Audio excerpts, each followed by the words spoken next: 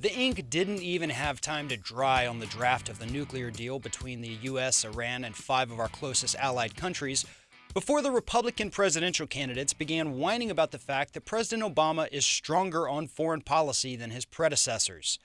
Republicans are furious about this deal because it completely destroys 3 of their major campaign talking points. The first is that only Republicans can keep us safe and that President Obama is a weak leader.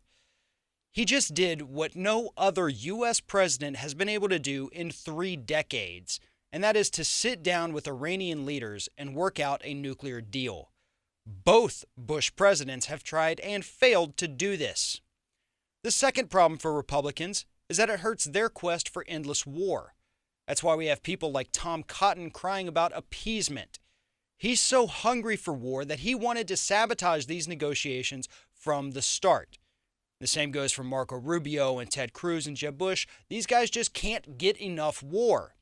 This is how they prove that they're tough, macho guys to the rest of the world. Of course, then we have the military-industrial complex problem with the Republicans. And without an Iran war in sight, Republicans have nothing to promise their military contractor friends, so those campaign dollars are going to dry up. Another problem the Republicans now face is that if this deal is a success, it will prove to American voters that you don't have to bomb someone to get them to negotiate. We can act like adults and still get the job done. But let's look at the foreign policy credentials of some of these Republican candidates who are currently criticizing the president's Iran deal. Scott Walker says that his handling of unions in Wisconsin has prepared him to take on ISIS. Chris Christie went on a few foreign policy trips earlier this year where he spent his time in both the UK and the Middle East criticizing Obama, a move that turned off our allies overseas. Ted Cruz still wants to invade Russia and says that Obama made a mistake by not taking action against Putin. Marco Rubio's first campaign ad featured Netanyahu speaking about the dangers of Iran with mushroom clouds in the background in order to attack Obama's Iran deal.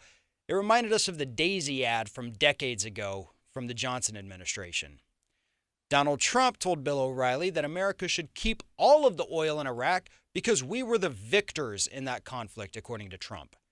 He's also bragged about renting a piece of land to Muammar Gaddafi and then not letting him use it after he paid him for it. Rick Perry referred to the government of Turkey, who are our allies in the war on terror, as Islamic terrorists.